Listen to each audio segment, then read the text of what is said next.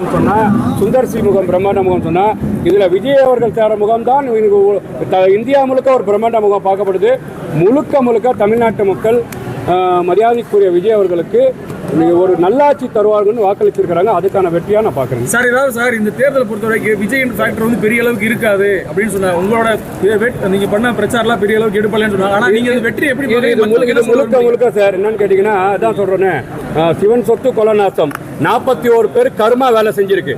41 பேர் கரூர்ல என்ன நடந்தது, அது யார் செஞ்சா, இதுக்கு திமுக காரணமா இல்லையா, அதோன்படி வெளிப்பாடு தான் அந்த பிஞ்சு குழந்தைங்க சார், அந்த தாய்மார்க, அந்த குழந்தைங்க, அவங்க வீட்டு பெண்மணிங்க, அவங்களோட சாபம் இன்னைக்கு திமுக வந்து பாத்தீங்கன்னா அகல பாகாதெல்லாம் வந்து தள்ளி போயிருக்கு, ஆட்சி மாற்றம் ஏற்படுத்தி இருக்கு.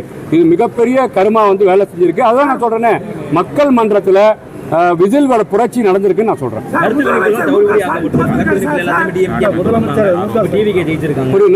கருத்து கணிப்புகள் எல்லாத்துலயுமே டிஎம்கே தான் ஜெயிக்குன்னு போட்டுருந்தாங்க. அப்ப அப்படியே மாறி வந்திருக்கு.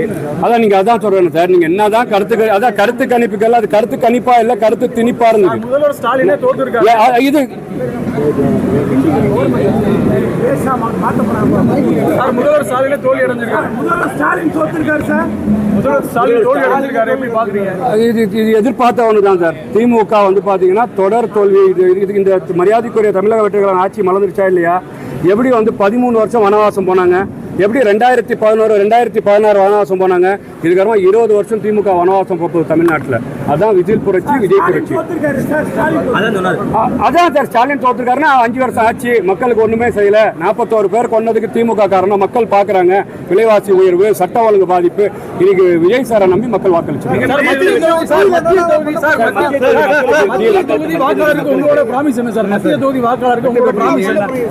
தமிழக வெற்றி கழகம் தேர்தல் வாக்குறுதியை வலுவா ரொம்ப அழகா கொடுத்துருக்காங்க. மக்களுக்கான தேர்தல் வாக்குறுதியை கொடுத்துருக்காங்க.